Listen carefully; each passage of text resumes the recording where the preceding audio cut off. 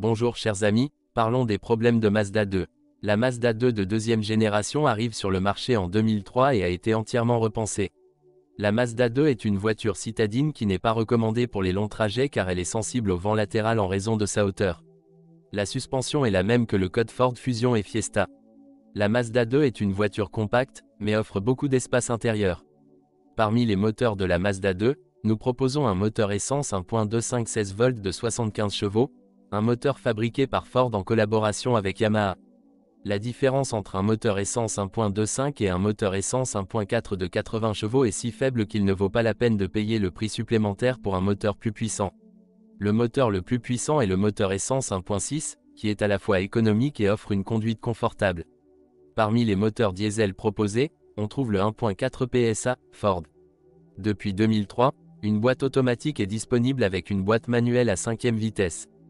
Caractéristiques de sécurité du Mazda Model 2 ABS, EBD, airbags frontaux, airbags latéraux et contrôle de stabilité.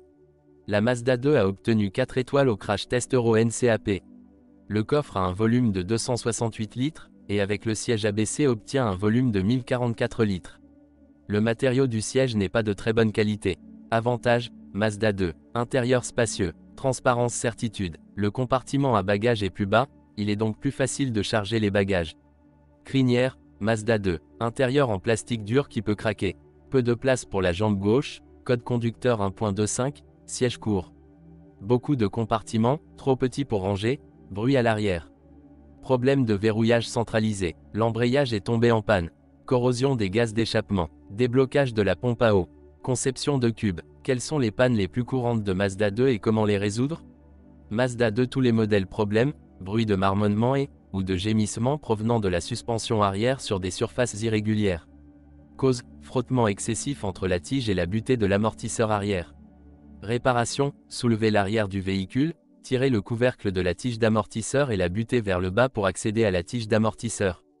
Lubrifier la tige d'amortisseur et la butée. Mazda 2 tous les modèles à partir du 24.05.2010.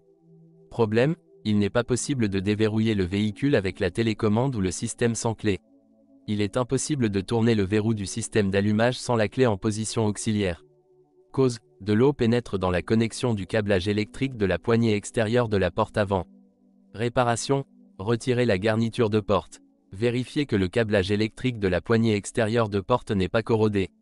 En cas de corrosion, installer une nouvelle poignée extérieure de porte.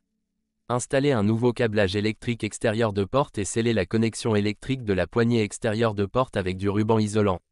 En l'absence de corrosion, nettoyer les contacts des bornes. Sceller la connexion électrique de la poignée extérieure de porte avec du ruban isolant.